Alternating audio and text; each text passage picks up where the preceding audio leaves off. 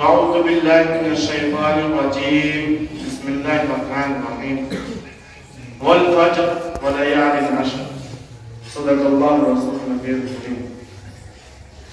وقت اللہ تبارک و تعالی کے نزدیک ایک ایسی عام نعمت ہے جو انسانی معاشرہ میں یکساں طور پر امیر غریب عالم جاہل صغیر کبیر سب کو ملی ہے. وقت کی مثال تیز دھوپ میں رکھی ہوئی برف کی سرکی ہے جس سے اگر فائدہ اٹھایا جائے تو بہتر ہے ورنہ بہرحال بگڑتی جاتی ہے.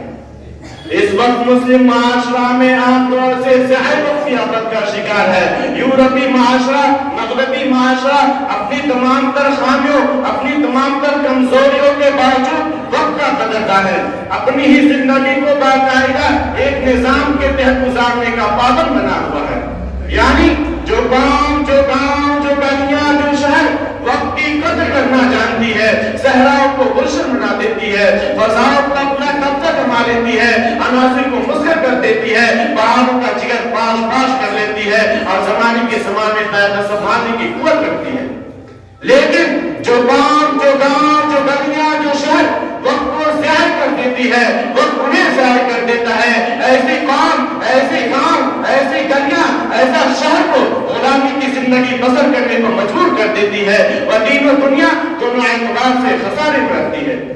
میرے محترم بزرگوں دوستوں تاریخ کے صفحات ایسے واقعات سے بھرے پڑے ہیں کہ وقت کے قدردانوں نے مختصر سی زندگی کے باوجود ڈھیر سارے کارنامے دنیا والوں کے سامنے پیش کر دیا. چنانچہ امام محمد کے حالات میں لکھا ہے وہ دن رات کتابیں لکھتے رہتے تھے. ان کے تصنیفات کا تعداد 1000 تک بیان کی جاتی ہے. اسی طرح امام رازی رحمۃ اللہ علیہ کے نزدیک اوقات کی اہمیت اس درجے تھی ان کو یہ افسوس ہوتا تھا کھانے کا وقت کیوں اتنی مشامل سے خالی ہے. اسی طرح حافظ ابن حجر اسقلانی رحمۃ اللہ علیہ ان کے اوقات معقول رہا کرتے تھے وہ کسی وقت خالی ہاتھ نہ بیٹھتے تھے 3 مشغلوں میں سے کسی نہ کسی میں مصروف رہا کرتے تھے مطالعہ کتب بینی تصنیف و تالیف یا عبادت. میرے محترم بزرگوں دوستو قرآن پاک نے مختلف پہلوں سے وقت کی اہمیت پر روشنی ڈالی ہے. چنانچہ کہیں فرما دیا واللیل اذا یغشی تو کہیں فرما دیا والضحی واللیل اذا سجی تو کہیں فرما دیا والعصر ان الانسان لفی خسر. یہ بات مفسرین اہل علم کے نزدیک مشہور ہے کہ اللہ تبارک و تعالی اپنے مخلوق میں سے کسی کی قسم کھاتا ہے وہ صرف اس لیے کہ لوگوں کو ان کی طرف متوجہ کرے ان کے فائدہ ثمرات سے آگاہ کرے.